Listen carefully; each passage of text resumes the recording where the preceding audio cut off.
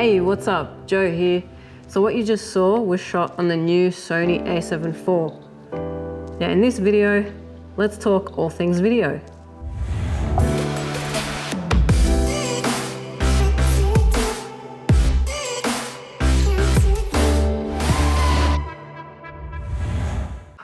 Now I do have to let you know that I am a Sony advocate.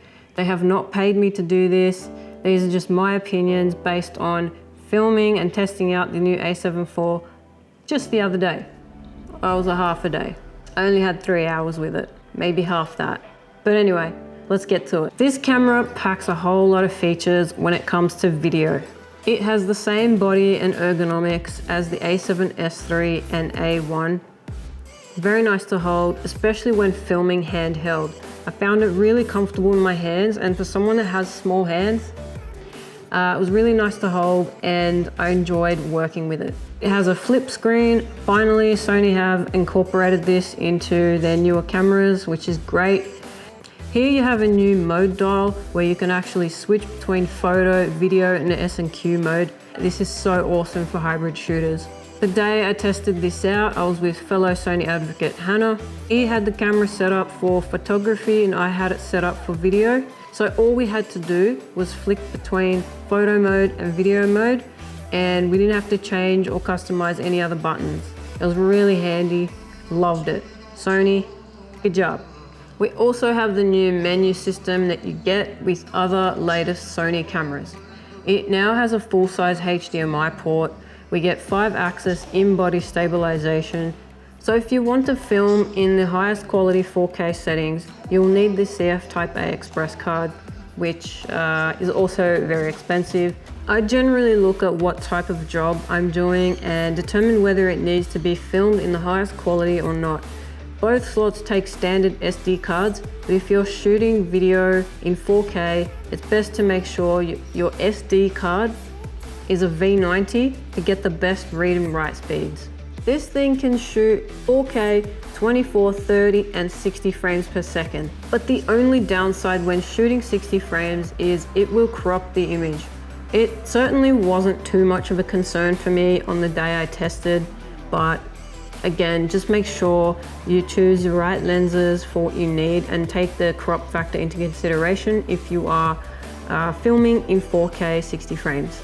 The A7IV can now shoot in 10-bit 422, which is a huge step up from the A7 III.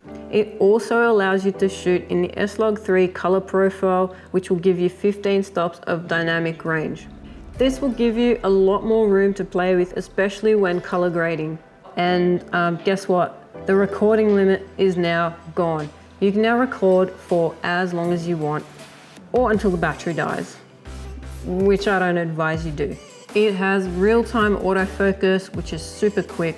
There's also touch tracking for video and the responsiveness is great. Something really cool is continuous eye autofocus in video mode. So all of these features allow you to stay locked onto the subject, especially when they're on the move. Another thing I wanted to mention is that it also has animal and bird eye autofocus, which is now in video mode. Previously on the A7S III, it was only in photo mode. Now it's in video mode on the A7IV as well, which is a great addition if you're into birds or animals, if you like pets.